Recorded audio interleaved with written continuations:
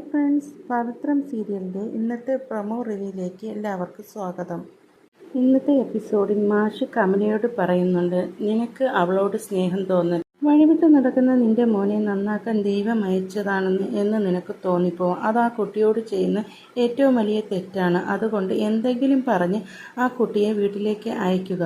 ഞാൻ പറയുന്നത് നിനക്ക് മനസ്സിലാവുന്നുണ്ടല്ലോ കമലെ എന്ന് കമലയോട് മാഷ് ചോദിക്കുമ്പോൾ കമല തലയാട്ടുകയാണ്. മാഷ് പറയുന്നു, എന്നാ നീ പൊയ്ക്കോ, കുറച്ച് സമയം ഞാൻ ഇവിടെ വെറുതെ ഒന്ന് ഇരിക്കട്ടെ. പിന്നീട് നന്ദിനി ആ വഴിക്ക് വരികയാണ്. നന്ദിനി ഭർത്താവിനോട് ചോദിക്കും, എന്താ മനുഷ്യ, നിങ്ങളിവിടെ ഇരുന്നോ? ആ വീട്ടിൻ്റെ പകുതി അവൾ കൊണ്ടുപോകും. അവൾ എന്തിനാണ് ഇവിടെ കയറി കൂടിയത്? അവൾക്ക് മറ്റെന്തോ ഒരു ലക്ഷ്യമുണ്ട്. ഇല്ല, അവൾ അമ്മ വെളിയിൽ നിന്നതുകൊണ്ട് വിളിച്ചുകൊണ്ട് ആ ഗുണ്ടകളെ അടുത്ത് നിന്ന് വിളിച്ചുകൊണ്ട് വന്നതാണ്. അല്ലാതെ വേറെ ഒരു ലക്ഷ്യവും അവൾക്കില്ല.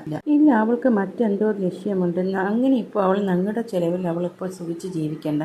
ഇതെങ്ങനെയെങ്കിലും കലക്കിയാലേ എനിക്ക് മതിയാവുകയുള്ളൂ. അതേ വിക്രമിനെ വിളിച്ച് നീ ഇങ്ങനെ പിരികേറ്റ്.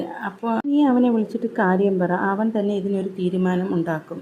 അവൻ തന്നെ അവളെ അടിച്ചിറക്കും. അവൻ മനസ്സുകൊണ്ട് ഒരിക്കലും താലി കെട്ടിയത് അംഗീകരിച്ചിട്ടില്ല അവളെ. ഇങ്ങനെ പറയുകയാണ് വിനയൻ. നന്ദിനിയുടെ കോൾ വിക്രമിന് വരികയാണ്. നന്ദിനിയുടെ ഫോൺ വന്നത് വിക്രം ഫോൺ എടുത്ത് എന്താ ഏട്ടത്തി എന്ന് ചോദിച്ചു. എടാ, നീ ഇതെവിടെയാ? ഞാൻ ഇതാ വീട്ടിലേക്ക് വന്നുകൊണ്ടിരിക്കുകയാണ്. എന്താ ഏട്ടത്തി, ഇവിടെ നല്ല വിശേഷങ്ങളൊക്കെ ഉണ്ട്. നീ ഇങ്ങോട്ട് വന്നോ? അതെന്താ ഏട്ടത്തി, അവൾ പോയോ?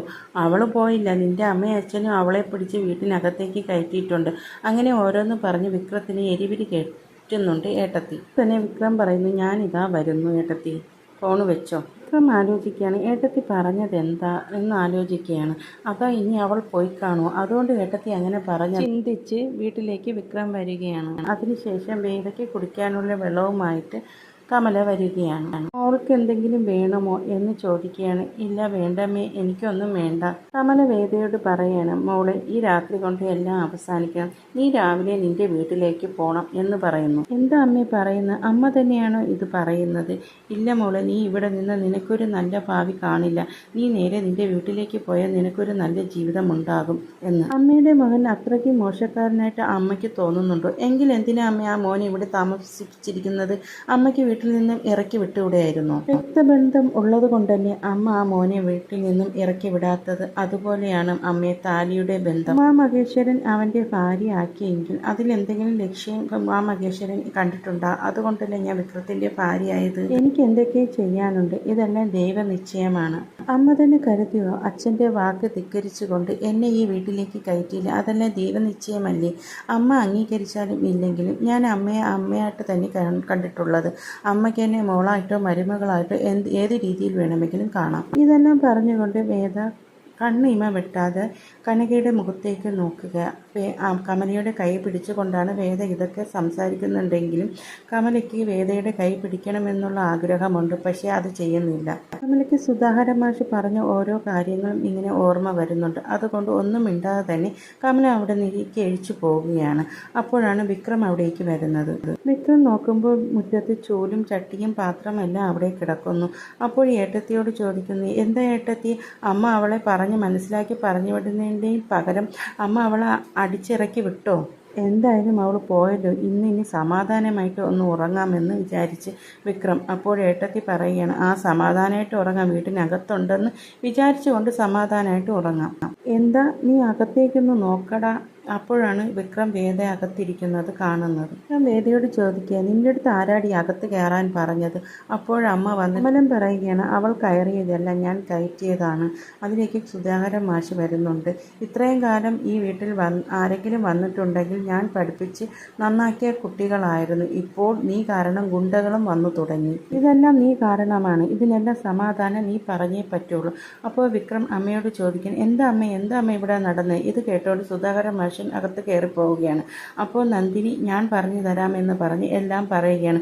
ഗുണ്ട വന്നത്, വേദയെ പിടിച്ചുകൊണ്ട് പോകാൻ നോക്കിയത്, എല്ലാ കാര്യവും. ഇതെല്ലാം കേട്ട് നെറ്റിദ്ധരിച്ച് നിൽക്കുന്ന വിക്രമിനെ നോക്കി വേദ പറയുകയാണ്, നിങ്ങളാണ് അവരോട് പറഞ്ഞത് എന്നെ പിടിച്ചുകൊണ്ട് പോവാൻ എന്ന്. ആ ഗുണ്ടകൾ പറഞ്ഞ കാര്യമാണ് ഞാൻ പറയുന്നത്. ഞാനോ? നീ കള്ളം പറയുന്നതായിരിക്കും. ഇല്ല, എനിക്കെന്തിനാ നിങ്ങളോട് കള്ളം പറയേണ്ട ആവശ്യം? ആ ഗുണ്ടകൾ എന്നെ പിടിച്ചുകൊണ്ട് പോകാൻ സമയത്ത് പറയുകയാണ് ചെയ്തത് വിക്രം പറഞ്ഞിട്ടാണ് വന്നതെന്ന്. ഇതെല്ലാം കേട്ടുകൊണ്ട് നെറ്റിത്തെറിച്ച് വിക്രം നിൽക്കുകയാണ്.